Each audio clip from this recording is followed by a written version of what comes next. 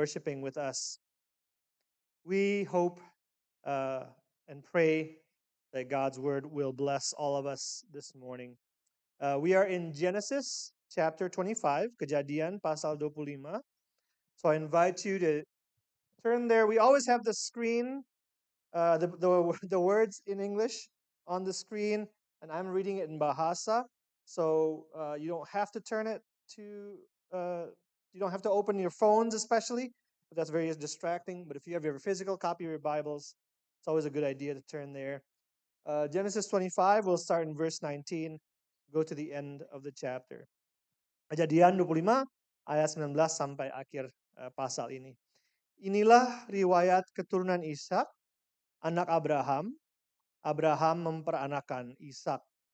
Dan Ishak berumur 40 tahun ketika Ribka anak Betuel, orang Aram dari Padan Aram, saudara perempuan Laban orang Aram itu, diambilnya menjadi istrinya.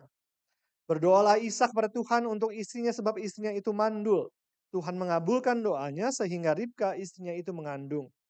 Tetapi anak-anaknya bertolak-tolakan di dalam rahimnya dan ia berkata, jika demikian halnya, mengapa aku hidup? Dan ia pergi meminta petunjuk kepada Tuhan. Ini Ribka, ya.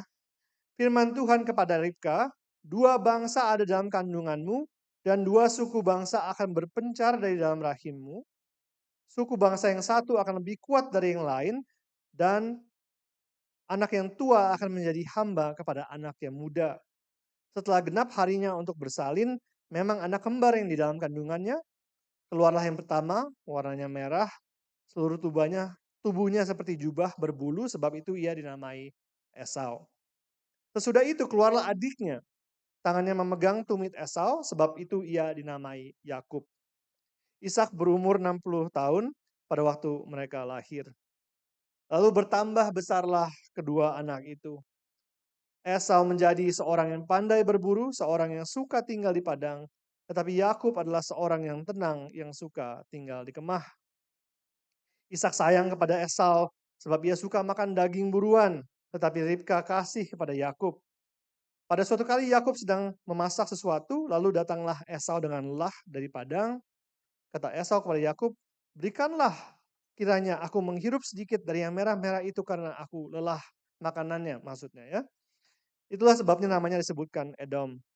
Tapi kata Yakub, jualah dahulu kepadaku hak kesulunganmu. Sahut Esau, sebentar lagi aku akan mati. Apakah gunanya bagiku hak kesulungan itu? Kata Yakub, bersumpahlah dahulu padaku. Maka bersumpahlah ia kepada Yakub dan dijualnyalah hak kesulungannya kepadanya. Lalu Yakub memberikan roti dan masakan kacang merah itu kepada Esau. Ia makan dan minum, lalu berdiri dan pergi. Demikianlah Esau memandang ringan hak kesulungan itu. Would you join me in prayer? Mari kita berdoa. Lord our God, we are so grateful that we have you as our good Father. Tuhan, kami sangat bersyukur kami mempunyai Engkau sebagai Bapa kami yang sangat baik. Lord, I pray especially for anyone here who does not know that or feel that. Tuhan, aku berdoa secara khusus bagi setiap kami yang ada di sini yang mungkin tidak bisa melihat atau merasakan Engkau. But I pray also for all of us who know that and believe that. Tetapi aku juga berdoa kepada setiap kami yang sudah percaya dan yakin akan hal itu. Because of all the things that we face in this world, good and bad, Karena semua hal yang ada dalam hidup kami, baik yang baik maupun yang buruk, would you speak to us this morning from your word? biarlah kami bisa melihat itu Tuhan melalui firman-Mu pagi ini. Help us to have you truly as our good Father. Bantulah kami supaya kami benar-benar memiliki hanya Engkau sebagai penolong kami. In your name we pray. Di dalam nama-Mu yang berkuasa kami berdoa. Amen. Amin. This past week, scientists made a brand new discovery about potatoes. Jadi di minggu lalu ada beberapa ilmuwan yang menemukan suatu hal yang baru soal kentang. So they discovered that genetically, potatoes came from tomatoes. Jadi secara genetik mereka menemukan bahwa kentang itu dari tomat. And that's fascinating because tomatoes grow above ground, whereas potatoes grow underground. Yang menariknya adalah kita tahu kentang itu tumbuh di bawah tanah sedangkan tomat itu di atas tanah. That's how genetics is sometimes. Dan mungkin seperti itulah gitu ya genetik di dalam diri kita. It can feel a little bit like a lucky draw. Itu bisa seperti sebuah undian, kita nggak tahu apa yang kita dapat. Or maybe some of you feel it was an unlucky draw in your case. Tapi mungkin beberapa kita merasa apa yang kita dapatkan di genetik kita itu tidak sesuatu yang kita inginkan. And honestly, who has not felt that way at some point, right? Dan sejujurnya siapa sih yang nggak merasakan itu? Your genes determine what you look like. Karena genetik yang kita punya menentukan bagaimana kita tampilan kita. All the things you like and don't like about your physical appearance. Semua hal yang kita suka maupun tidak suka tentang tubuh fisik kita. That's somewhat superficial, but it still matters. Sebenarnya itu terdengar remeh, tapi sebenarnya masih penting bagi kita. Then of course there are also lots of things that are actually very critical. Dan tentunya banyak hal yang lebih lebih penting gitu ya. Many serious diseases, for example, are passed down genetically. Contohnya penyakit-penyakit yang mungkin dimiliki oleh orang tua kita yang diturunkan kepada kita. Your genes also influence things like your personality, even Dan genetik Anda pun juga mempengaruhi personality Anda. how your brain works, Bagaimana cara kerja otak kita, how you interact with the world, bagaimana kita berinteraksi dengan dunia ini, even how well you handle problems and stress. bahkan kemampuan kita untuk menghadapi stres. And because so much is out of our control, Dan karena banyak hal yang kita tidak bisa kontrol, most of us try very hard to rise not just above our circumstances, but also our genetics. banyak dari kita yang berusaha untuk lebih dari situasi yang kita punya, lebih dari genetik kita. That's why some of the most successful people are vertically challenged. Dan maka dari itu banyak orang yang sukses itu sangat merasa tertantang. That's good news for short people. Ya itu kabar baik untuk kita yang nggak tinggi.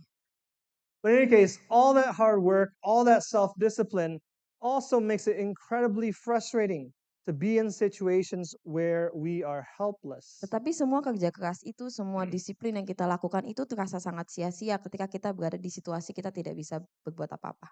And again in the Bible, God puts his people in helpless situations. Dan seringkali kita temukan di Alkitab Tuhan menempatkan orang-orangnya itu di situasi di mana mereka tidak berdaya. Including Isaac and Rebekah in reliving the nightmare of his parents in not being able to have children. Termasuk Ishak dan Ribka yang mengalami seperti apa yang dialami oleh orang tuanya. There's an unfortunate thing in our culture specifically. Dan di dalam budaya kita ada suatu hal yang sangat disayangkan. It's assumed that having children will just happen. Di mana ada asumsi bahwa ketika kita menikah kita akan auto punya anak. As long as you do everything you're supposed to, of course. Selama kita melakukan apa yang harusnya kita lakukan. Now imagine you're a young, healthy, devoted Christian. Coba bayangkan kalau misal Anda seorang Kristen yang muda, sehat, dan taat. You do everything right. Dan kita mencoba untuk melakukan semuanya benar. You get married young. Kita menikah di usia muda. You take good care of yourself. Dan juga merawat diri dengan baik. You save your money. Kita and so menabung on. dan hal-hal lainnya. And God answers your prayer for a spouse. Dan Tuhan menjawab doa Anda untuk pasangan. Then you try to have children, but it just doesn't happen. Tetapi kemudian Anda dan pasangan Anda mencoba untuk punya anak, tetapi tidak terjadi. In the meantime, you start noticing other people with little children everywhere. Dan sementara itu kita melihat orang di sekitar kita semuanya punya anak. People who are not particularly young or healthy. Bahkan orang yang mungkin sudah tidak muda ataupun tidak sehat. People who are not Christian. Dan bahkan orang yang tidak Kristen. People who are mean to their kids. Atau bahkan orang-orang tersebut tidak memperlakukan anaknya dengan baik. And there are treatments available, but you can't afford them, and anyway, they're not guaranteed to work. Dan ada perawatan yang bisa membantu kita, tetapi kita mungkin tidak bisa membayarnya. So there's basically nothing you can do, and it feels completely unfair. Jadi secara dasar sebenarnya nggak ada yang bisa kita lakuin, dan sebenarnya tidak adil gitu situasinya. When God puts us in helpless situations, whatever that situation is, ketika Tuhan membuat kita berada di situasi di mana kita tidak berdaya, often our first thought or what people will tell us is either we've sinned a great sin or we're not doing our Christian duty. Apapun situasinya itu seringkali yang pertama kali muncul di dalam pikiran kita adalah mungkin kita sudah berdosa sangat besar atau mungkin kita kurang setia sebagai orang Kristen. It has to be our fault. Dan itu sepertinya hanya kesalahan kita.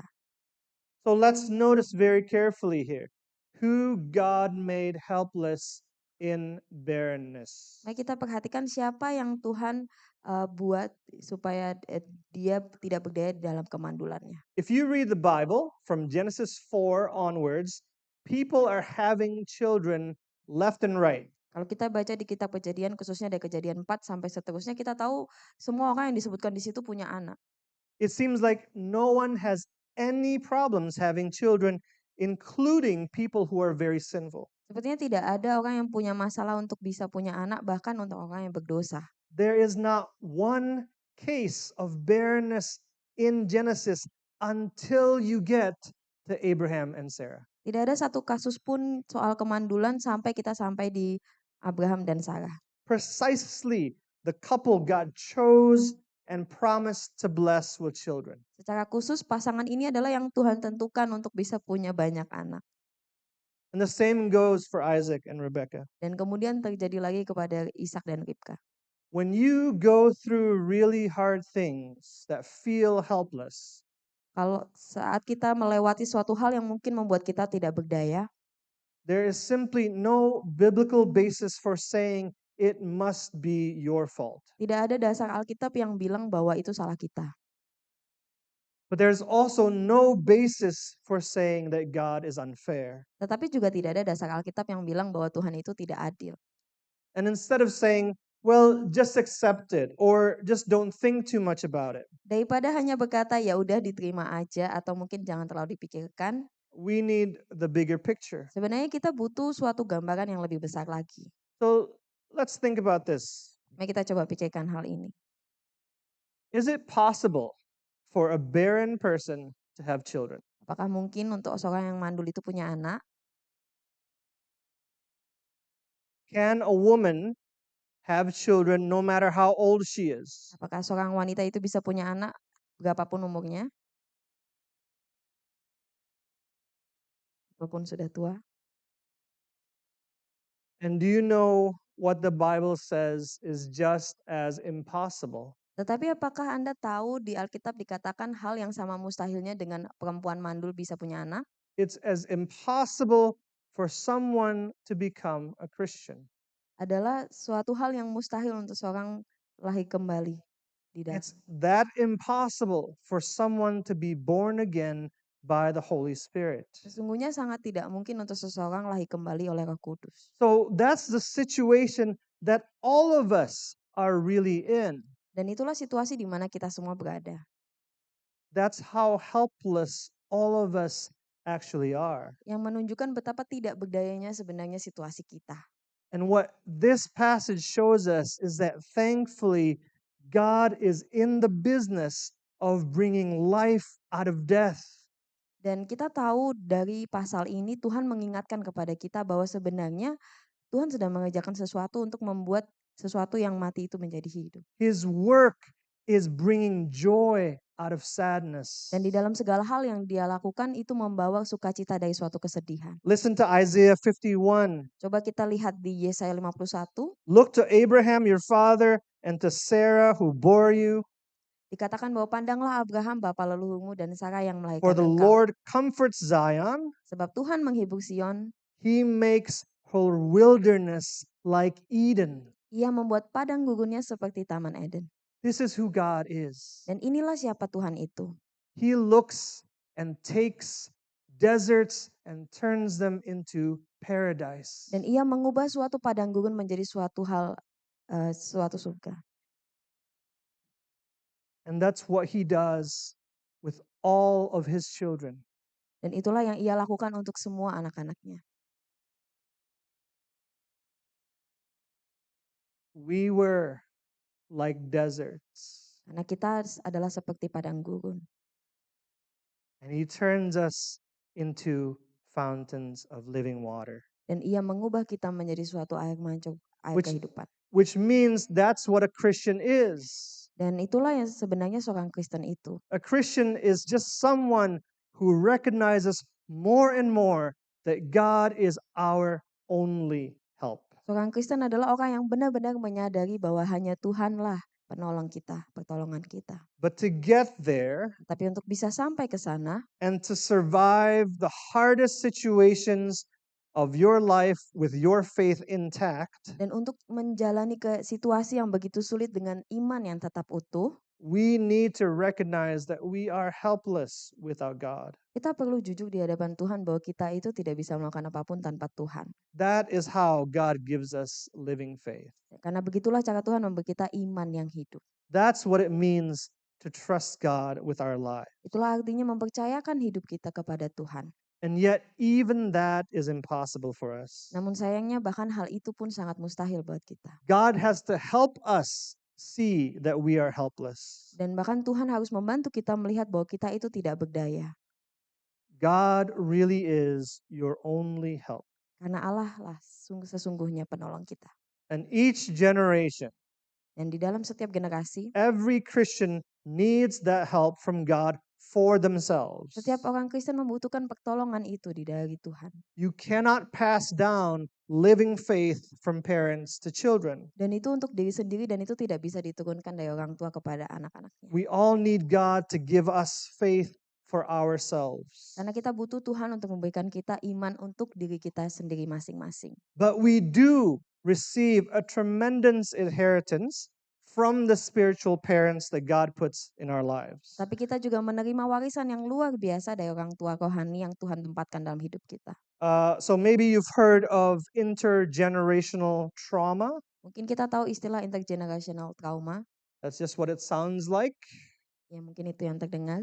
The effects of trauma are often passed down from parents to their children, including through genetics. Dan konsepnya adalah ada suatu efek trauma yang diwariskan dari generasi ke generasi termasuk genetika. But there is also its opposite. Tapi juga ada hal yang menjadi sebaliknya. It's called inherited resilience. Yang disebut inherited resilience atau ketahanan yang diwariskan. People who experience trauma can pass down skills that help their children be resilient when they face problems. Orang yang mengalami trauma dan bisa meneruskan mewariskan segala kemampuan yang membantu mereka bisa tetap bertahan di masa sulit. That's what Abraham has done for Isaac. Dan itulah yang Abraham lakukan untuk Ishak. So Abraham took shortcuts that had terrible consequences. Kita tahu Abraham mengambil banyak jalan pintas dan itu berakibat sangat buruk. But he clearly taught Isaac not to make the same mistake. Tetapi ia juga menegaskan dan membuat itu jelas supaya Ishak tidak melakukan hal yang sama. And he has passed down the crucial message about waiting in prayer. Dan dia sudah mewariskan pesan yang sangat penting tentang bagaimana menunggu di dalam doa. Look at verse 21 Nah, again. kita lihat ayat yang ke-21. We have verse 21, please. Thank you. I forgot my clicker. So, verse 21. And Isaac prayed to the Lord for his wife because she was barren, and the Lord granted his prayer, and Rebekah his wife conceived. Lalu Ishak berdoa kepada Tuhan untuk istrinya karena ia mandul dan Tuhan mengabulkan doanya sehingga Ribka istrinya mengandung. It all sounds so easy and so quick. Sebenarnya itu terdengar sangat mudah dan cepat gitu ya. But then we find out at the end of verse 26, Tapi kita tahu di akhir ayat 26 Isaac was 60 when bahwa his sons were born to him. Ishak berumur 60 tahun ketika putranya lahir. Isaac had to wait in prayer for 20 years. Jadi Ishak harus menunggu di dalam doa selama 20 tahun. Notice also, the Bible says nothing else about Isaac's and Rebekah's lives over those 20 years. Kalau kita perhatikan bahwa di Alkitab juga tidak dijelaskan bagaimana 20 tahun itu apa yang terjadi di dalam hidup mereka. The only thing that the Bible tells us is that he prayed for his wife. Satu-satunya hal yang kita tahu tentang apa yang mereka lakukan adalah mereka berdoa. Year after year. Selama bertahun-tahun. For 20 years. Selama 20 tahun. Thankfully, he had the testimony of his father who waited in prayer for 25 years for Isaac to be born. Bersyukur kita Ishak punya testimoni ayahnya yang menunggu selama 25 tahun untuk dia bisa lahir. This is often the reality for Christians. Dan inilah seringkali menjadi realita hidup seorang Kristen. This is often the reality of living by faith in God's Dan promises. bahkan seringkali ini adalah realita ketika kita melihat kehidupan kita dengan iman di dalam janjinya Tuhan. It's not that your whole life becomes just about waiting, Bukan berarti seluruh hidup kita isinya cuma menunggu, but trusting God often means waiting for a very long time. tetapi mempercayai Tuhan seringkali berarti penantian yang sangat lama. And sometimes with nothing to report except that you prayed the entire time. Dan terkadang di dalam menunggu itu tidak ada apapun yang bisa kita laporkan kecuali kita sudah berdoa. That's very hard for us, Dan itu tentunya sangat sulit bagi kita. even in Christian communities. Bahkan di dalam komunitas Kristen. We want miracles. Kita mau mujizat. We want testimonies about how God has given you victory. Kita mau mendengar kesaksian bagaimana Tuhan memberikan kemenangan. We want testimonies about how God has taken away your suffering, Kita mau kesaksian tentang bagaimana Tuhan mengambil penderitaan itu. not about how you're just waiting in prayer. Bukan tentang bagaimana kita masih terus menanti di dalam doa. Think of all the Christian posts on social media that you have hearted in the last however many years. Coba kita renungkan gitu ya, postingan-postingan Kristiani yang kita lihat di sosial media berapa tahun terakhir. How many of those are just people waiting and just people praying? Seberapa banyak dari postingan itu yang isinya hanya menunggu Tuhan. But that would be such a powerful testimony Tetapi itu akan menjadi kesaksian yang sangat luar biasa. that God is really our only help. Bahwa bagaimana Tuhan hanyalah satu-satunya penolong kita. Because quite likely this is either where you are now or will be in the future. Karena itu akan terjadi entah di waktu sekarang atau mungkin di masa depan nanti. You're trusting the Lord. Karena kita sudah percaya pada Tuhan. You're going to church. Kita pergi ke gereja. You're reading the Bible every day and praying every day. Kita membaca Alkitab tiap hari, kita berdoa tiap hari. But you've been waiting and waiting for Him to do something, and there's nothing to report. Tetapi kita sudah menunggu Tuhan terus-menerus, tetapi sepertinya tidak ada yang bisa kita laporkan. It's getting harder for you to trust Him with your actual needs. Dan semakin lama itu semakin membuat kita susah untuk percaya kepada Tuhan dengan apa yang kita butuhkan. How do you find the one? Bagaimana kita menemukan pasangan kita? How do you land a job when there are so many people out of work and lots of them are more qualified than you? Bagaimana kita bisa punya pekerjaan sedangkan banyak orang tidak punya pekerjaan dan ada yang lebih baik secara kemampuan dari kita? How do you pay the bills? Bagaimana kita akan membayar setiap tagihan kita? How do you deal with your sin that just will not die? Bagaimana kita mengatasi dosa kita yang sepertinya tidak kunjung hilang?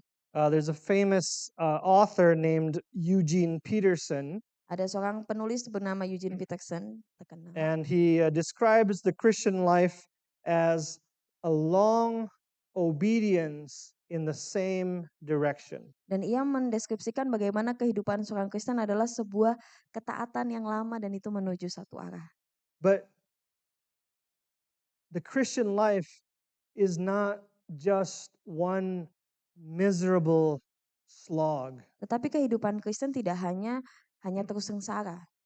My wife, Miss Emmy very impressive.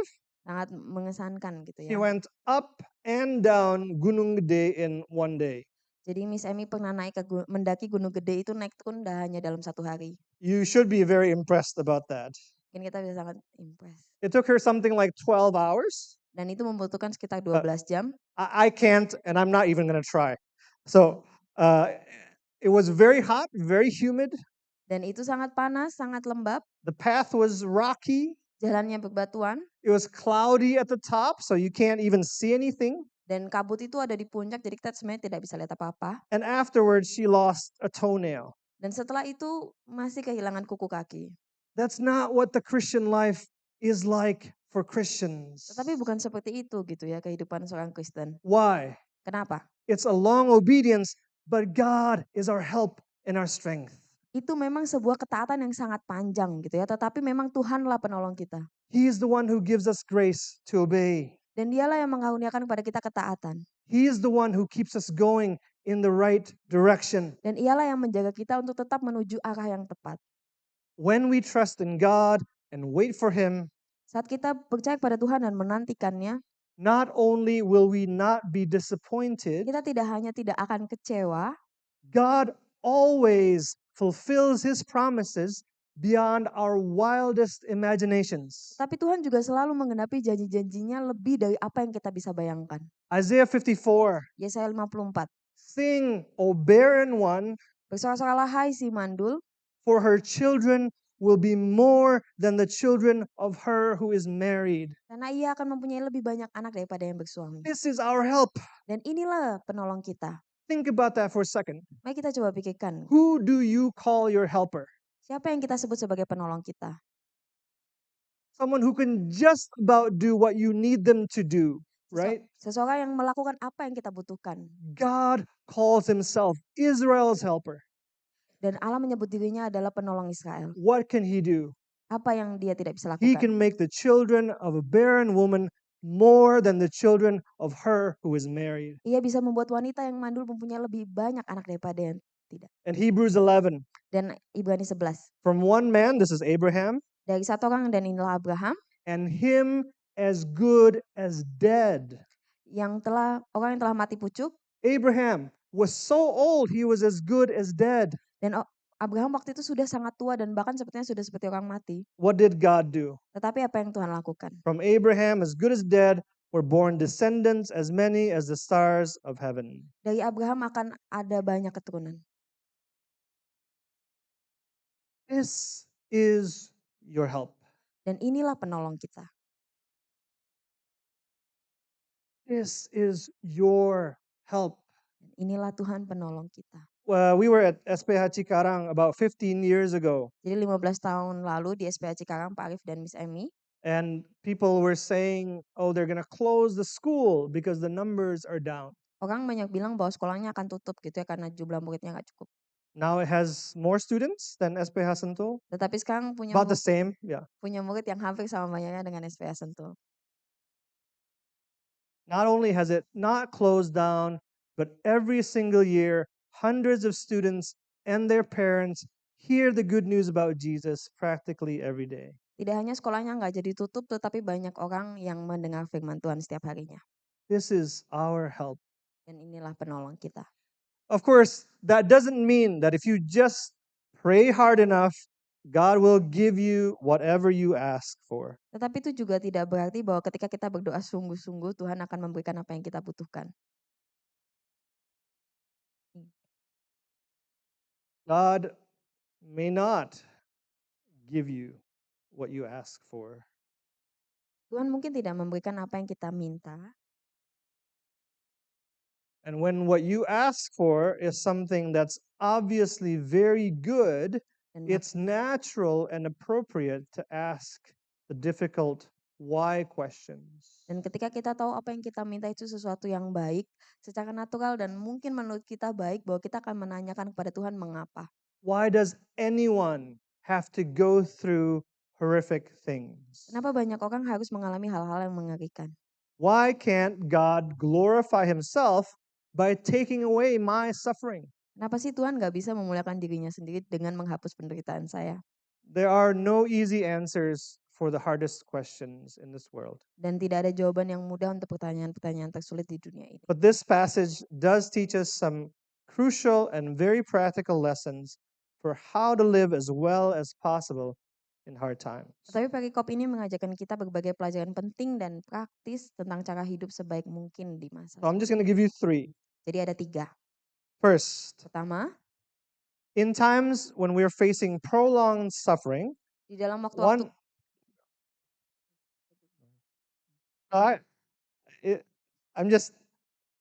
I know the baby is crying, but it's a good thing, right? Anyway, so sorry, I just got a little distracted. Whenever we face prolonged suffering, the great temptation is to grow bitter and angry with God. ketika kita mengalami penderitaan yang berkepanjangan, akan sangat mungkin gitu ya kita tergoda untuk menjadi sukar hati dan marah kepada Tuhan. Isaac and Rebekah must have cried plenty of tears over those 20 years. Di dalam 20 tahun itu kita pasti tahu bahwa mereka berdua, Ishak dan Ribka itu pasti menangis dalam banyak waktu. But remember, Jesus too cried very intensely just before the cross. Tapi perlu kita ingat bahwa Yesus juga menangis sebelum naik ke salib. Jesus himself needed help in time of need. Dan Yesus pun membutuhkan pertolongan. How much more do we? Terlebih lagi bagaimana kita. And how foolish are we if we refuse to get help from the only one who can help us? Dan betapa bodohnya ketika kita menolak pertolongan yang dari satu-satunya yang bisa menolong kita. Because we're angry with him. Hanya karena kita marah kepada dia. Even though we know deep down what kind of father he is, what kind of giver he is. Meskipun kita tahu di dalam hati kita bahwa bagaimana Allah itu. Take your tears to God. Bawalah tangisanmu itu kepada Tuhan. Get the help we all need. Dapatkanlah semua pertolongan yang kita butuhkan.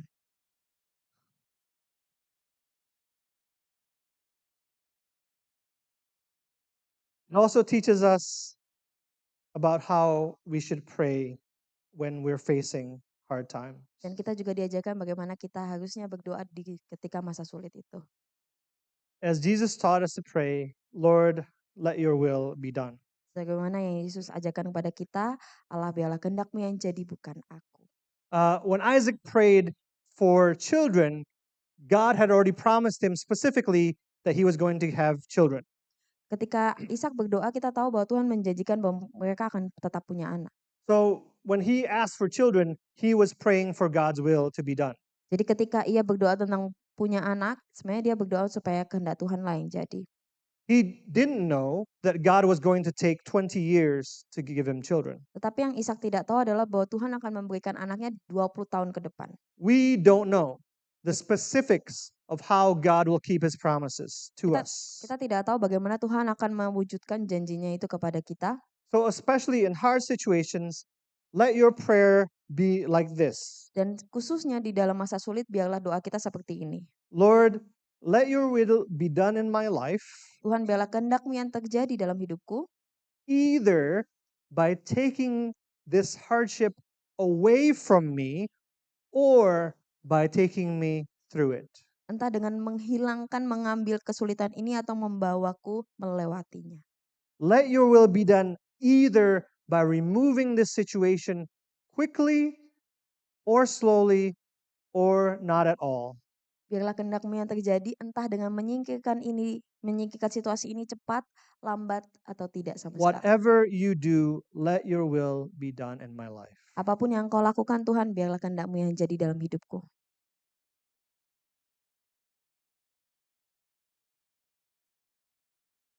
Because again, God is the one who brings life and joy out of death and sadness. Karena lagi dan lagi banyak Tuhanlah yang membuat sukacita dari suatu kesedihan, kehidupan dari kematian. So it must be His ways that bring those things. Jadi seharusnya cara Tuhanlah yang mewujudkan itu. Number 2. Yang kedua, so a second major temptation and hardship is to try to bend God's will to our ways. Dan godaan yang terbesar kedua adalah dengan kita berusaha untuk membelokkan kehendak Tuhan. So in the middle part of this story, God tells Rebekah their older son, Esau, is going to serve the younger son, Jacob. Di perikop dijelaskan bahwa Tuhan berkata kepada Ribka bahwa Esau anak sulungnya itu akan menjadi pelayan Yakub. Anybody an older son? The oldest son? Ada yang di sini yang anak sulung? Okay. Only one? Okay, anybody? Oh, thank you. There you go. How do you feel about if that were to be said of you? Bagaimana perasaan Anda kalau misalnya itu yang dikatakan kepada Anda? Or how many of you are elder daughters and you have to serve your younger sisters? Bagaimana perasaan Anda kalau misalnya Anda yang sulung tapi Anda harus melayani yang bungsu? This is not the way things are done in many cases, not just back then, but even now. Tapi kita tahu bahwa sebenarnya ini bukan yang terjadi gitu ya di realitanya. So Isaac prefers the older son. Tapi kita juga tahu bahwa Ishak lebih memilih Esau. Because that's just how things are. Karena begitulah yang sudah terjadi sebelum-sebelumnya. He's trying to get God to bend his will to his own. Ishak mencoba untuk membelokkan kehendak Tuhan dari yang Yakub jadi Esau. So there's two things here that we can say. Ada dua hal. Favoritism in families is very common. Favoritisme di dalam keluarga itu sangat umum. Some of you are your dad's favorite. Mungkin ada beberapa dari Anda yang mungkin anak favorit. For others of you, it's painfully clear that you are not. Tapi mungkin ada beberapa dari kita yang sadar bahwa kita pun sebenarnya bukan anak favorit orang tua kita. Either way, favoritism is poison. Tapi bagaimanapun itu, pilih kasih dalam keluarga itu sangat racun.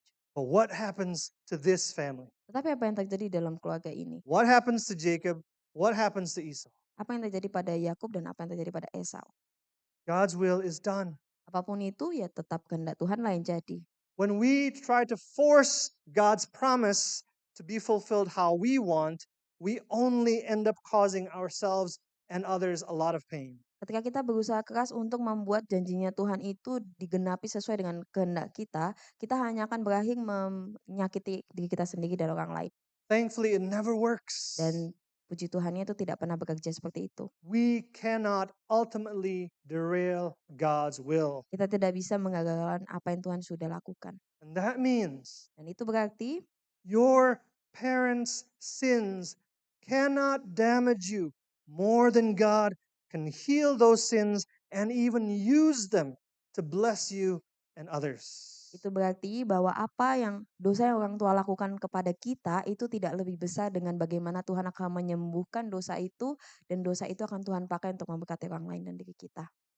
All of you, if any of you have been hurt by your parents, or if you're parents and you're realizing, or if you're going to be parents and you're realizing all the sins you're going to do towards your children, this is really good news. Dan inilah berita baiknya bahwa setiap kita, baik kita yang sudah pernah disakiti, kita yang mungkin punya tendensi untuk menyakiti atau kita yang adalah orang tua, ini adalah suatu kabar baik buat kita. God is sovereign even over those sins. Karena Tuhan berdaulat atas semua dosa itu. And just as surely as He gave children to a barren couple, Sebagaimana pastinya Tuhan memberikan anak dan keturunan kepada pasangan yang mandul, He will bring good fruit out of your pain. Tuhan akan menghasilkan buah yang baik dari rasa sakit kita.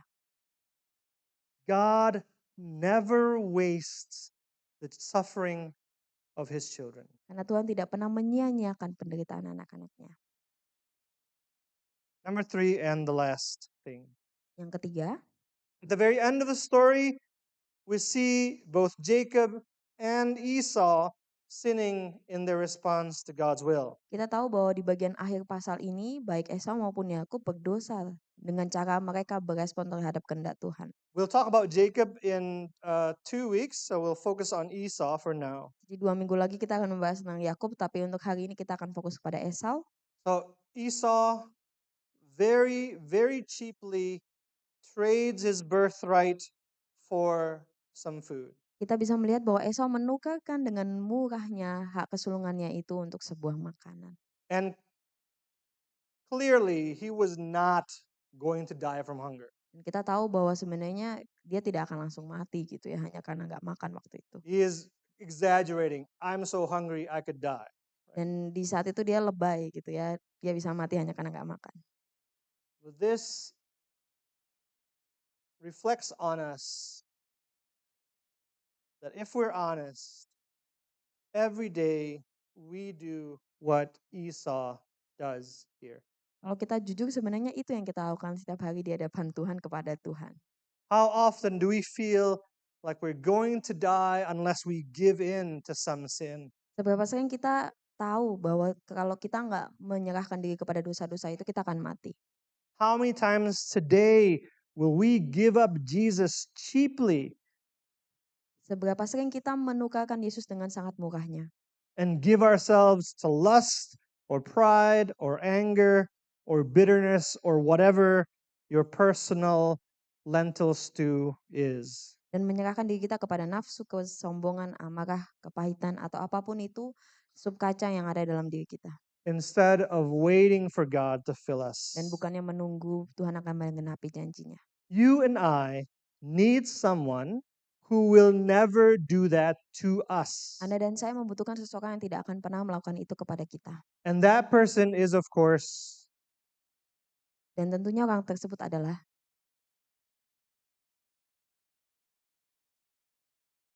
They answer in a low voice. Yeah, there you go.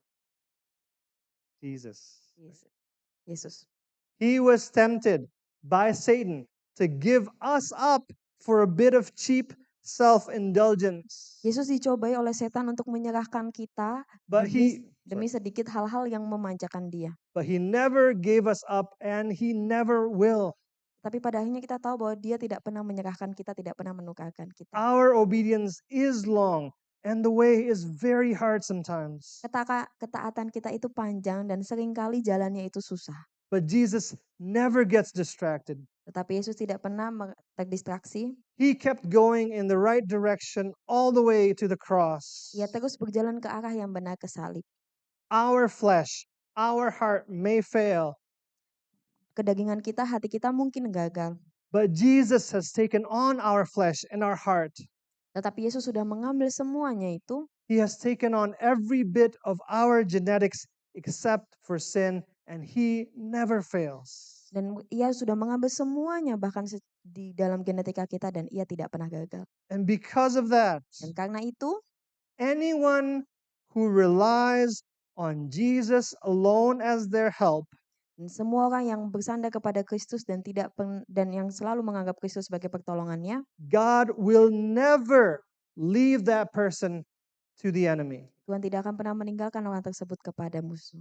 Hell will throw everything it has to try to shake you loose from God's grip. Dan neraka akan selalu mencoba semua hal untuk membuat kita terlepas dari pegangannya Tuhan. But he will never, dan ia tidak akan pernah, tidak akan pernah, never forsake you. Tidak akan pernah meninggalkan kita. This is your help. Dan inilah pertolongan kita. Let's pray again. Mari kita berdoa.